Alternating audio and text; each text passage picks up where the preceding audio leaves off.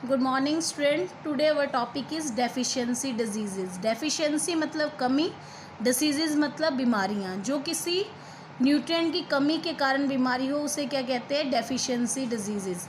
Vitamin and mineral keep us healthy, ये हमें तंदुरुस्त रखते हैं and protect us from bad microbes और जर्म्स, और हमें बुरे माइक्रोब्स और जर्म्स से बचाते हैं। Even though we need small amount of vitamin and minerals daily, चाहे हमें विटामिन और मिनरल्स थोड़ी मात्रा में चाहिए, we can get sick if we do not get them, तो नहीं, हम बीमार हो जाएंगे अगर हमें ये प्राप्त ना हो।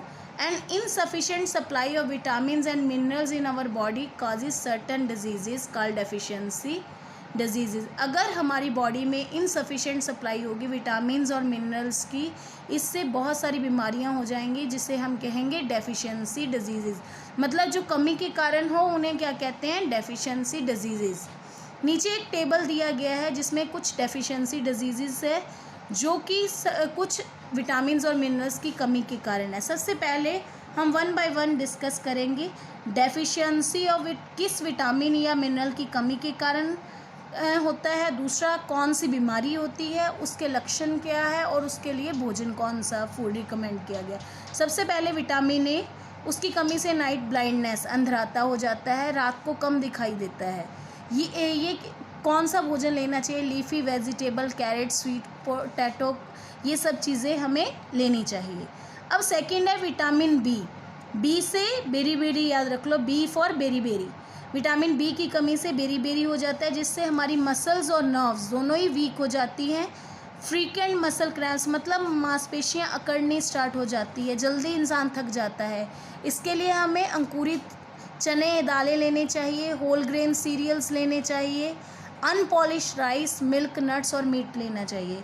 सी से स्कर्वी याद रख लो, विटामिन सी की कमी से स्कर्वी हो जाता है, जोड़ है उनमें सूजन आ जाती है, जॉइंट और गम्स, जोड़ों और गम से ब्लीडिंग, खून निकलना स्टार्ट हो जाता है। इसमें खट्टी चीज़ें ज़्यादा ली जाती हैं जैसे कि आंवला, अमरूद, कीवी, ये सब चीज़ें, लेमन वगैरह, ये सब आपको लेनी चाहिए, या red pepper, broccoli, cabbage, tomato.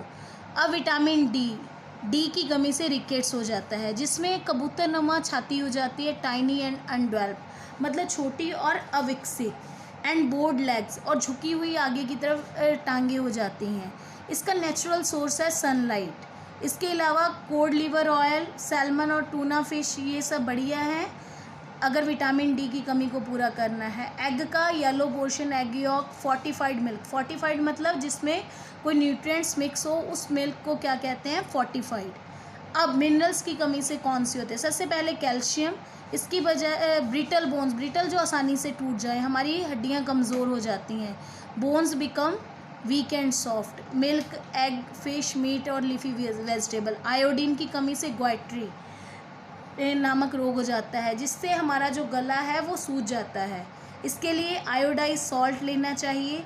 समुद्र के भोजन जैसे मछली वगैरह ये सब लेने चाहिए, और वेजिटेबल लेनी चाहिए। आयरन, एनीमिया, खून की कमी को एनीमिया कहते हैं। इससे कोई भी इंसान है बहुत जल्दी थक जाता है और पीला दिखाई देता है और अनहेल्दी। अंगूर, खंजूर, केला, ये सब चीज़ें हमें लेनी चाहिए। जैगरी मतलब गुड़, गुड़ भी इसके लिए बहुत लाभदायक है। Now deficiency diseases can not spread from one person to another. जो ये डेफिशिएंसी डिजीज़ है वो एक पर्सन से दूसरे में नहीं फैलते, इसको नॉन कम्युनिकेबल डिसीज़ भी कहा जाता है। जो लीफी वेजिटेबल कैल्शियम और आयरन में रिच होती है, अगर if we add a dash of lemon, tamarind और ए टोमेटो और green leafy veg, it keep the body absorb iron better. अगर हम उसमें हम अपनी डाइट में लेमन, इमली, टोमेटो या ग्रीन लीफी वेजिटेबल ऐड करेंगे, ये आयरन को आसानी से एब्जॉर्ब करने में मदद करते हैं। अब डिजीज़ हमने मेनली दो तरह के किए हैं, नॉन कम्युनिकेबल और कम्युनिकेबल। नॉन कम्युनिकेबल को डेफिशिएंसी डिजीजेस भी कहते हैं, जैसे कि हम ऑलरेडी पढ़ चुके हैं, जो एक दूसरे से फैलते हैं। अब जर्म्स के द्वारा, जर्म्स और माइक्रोब्स ये छोटे छोटे ऑर्गेनिजम्स हैं जिसको हम नेक्ड आई से नहीं देख सकते। ये बीमारी, they cause diseases in our body, ये हमारी बॉडी में बीमारियां फैलाते हैं। और ये डिजीज़ है एक पर्सन से दूसरे में फैलते हैं और उसे क्या कहते हैं, कम्युनिकेबल डिजीज़। अब आपको पता लग गया डिजीज़ दो तरह के होते हैं, नॉन कम्युनिकेबल और कम्युनिकेबल। नॉन कम्युनिकेबल को डेफिशिएंसी डिजीज़ भी कहते हैं क्योंकि ये पर्टिकुलर न्यूट्रिएंट की डेफिशिएंसी के कारण होते हैं। कम्युनिकेबल डिजीज़ वो होते हैं जो एक पर्सन से दूसरे पर्सन तक फैलते हैं। अब माइक्रोब्स हमेशा बुरे ही नहीं होते, कुछ गुड माइक्रोब्स भी होते हैं जो हमारी सराउंडिंग में मिलते हैं। Curd is full of good microbes, जो कर्ड है उसमें गुड माइक्रोब्स है, लैक्टोबैसिलस नाम के माइक्रोब्स पाए जाते हैं कर्ड में। When was the last time you feel sick, कब आपने लास्ट टाइम बीमार फील किया। Did you have fever, vomiting sensation, क्या आपको बुखार था, उल्टियाँ लगी हुई थी, पेन था आपकी बीमारी के कारण। क्या आपकी फैमिली में कोई मेंबर बीमार हुआ था उसी time. Why did it happen, क्यों हुआ, डिस्कस। मतलब कहने का ये सब क्वेश्चन क्यों पूछे जा रहे हैं, क्योंकि ये सारे सिम्टम्स हैं कम्युनिकेबल डिजीज़ के। जैसे कि आप लोग आज तक देख ही रहे हैं कोरोना, ये भी एक कम्युनिकेबल डिजीज़ है। अब जो कम्युनिकेबल डिजीज़ है ये कई तरह के माइक्रोब्स से फैलते हैं, protozoa, bacteria, virus and fungi. Protozoa ये कौन कौन से डिजीज़ पैदा करता है, मलेरिया, एमीबिक, डिसेंट्री और कालाजार। बैक्टीरिया, इससे निमोनिया, टाइफाइड, ट्यूबरक्लोसिस जिसे टीबी भी कहते हैं, कॉलरा और डायरिया, ये बीमारियां होती हैं। वायरस से ये नीचे common cold, flu, chicken pox, polio, measles और एड्स। फंजाई से ज़्यादातर स्किन की इन्फेक्शन, आइज़ की इन्फेक्शन और हेयर की इन्फेक्शन।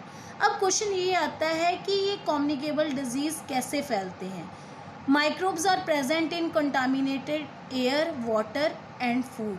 जो माइक्रोब्स है हर जगह प्रेजेंट होते हैं, ये हमारी हवा में, पानी में और भोजन में प्रेजेंट होते हैं। When we breathe dirty air, हम जब गंदी हवा में सांस लेते हैं, ड्रिंक अनक्लीन वाटर, गंदा पानी पीते हैं या कंटामिनेटेड फूड खाते हैं तो हम बीमार हो जाते हैं।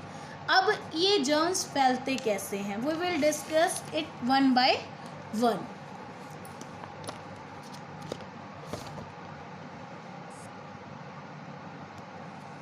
Through direct contact and air, जब हम किसी के सीधे संपर्क में आए या हवा से। Microbes that cause diseases like flu, cold and tuberculosis get into the air. वो माइक्रोब्स जो कि फ्लू, कोल्ड या टीबी वगैरह फैलाते हैं वो हवा में चले जाते हैं।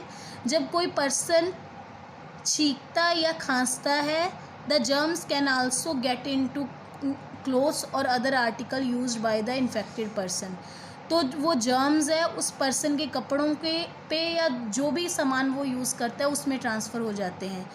और जब कोई हेल्दी पर्सन इन चीज़ों को छूता है ये भी वह भी इन जर्म से इन्फेक्टेड हो जाता है। इस तरह ये जर्म हवा और डायरेक्ट कॉन्टैक्ट के द्वारा फैलता है, जैसे कि corona. Through food and water, पानी और भोजन के द्वारा। कंटामिनेटेड फूड एंड वाटर में कंटेन माइक्रोब्स। कंटामिनेटेड भोजन और पानी में भी माइक्रोब्स हो सकते हैं।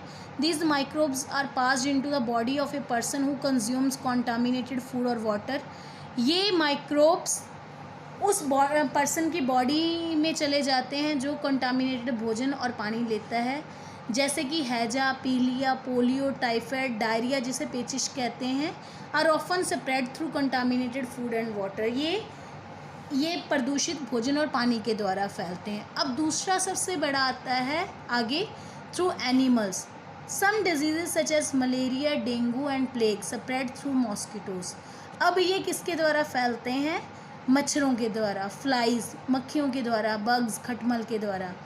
If a female Anopheles mosquito bytes someone with malaria, कहते कि अगर कोई फीमेल एनोफिल्स मॉस्किटो उस पर्सन को काट ले जिसको कि मलेरिया है, the germs come into its mouth parts, तो उस मच्छर के माउथ में वो जर्म्स आ जाते हैं। अब वही मच्छर अगर किसी हेल्दी पर्सन को काटता है तो माइक्रोब्स उस पर्सन की दूसरे हेल्दी पर्सन की बॉडी में ट्रांसफ़र हो जाते हैं खून के द्वारा एंड कॉज अ डिजीज़, और उसे भी मलेरिया कर देते हैं। प्लेग है वो जैसे कि फ्लीज के, पिस्सू के द्वारा फैलता है। और जो ये पिस्सू है ये किसके द्वारा लेके जाए जाते हैं, रैट्स के, चूहों के। मेनली हम कह सकते हैं प्लेग रैट्स के द्वारा फैलता है।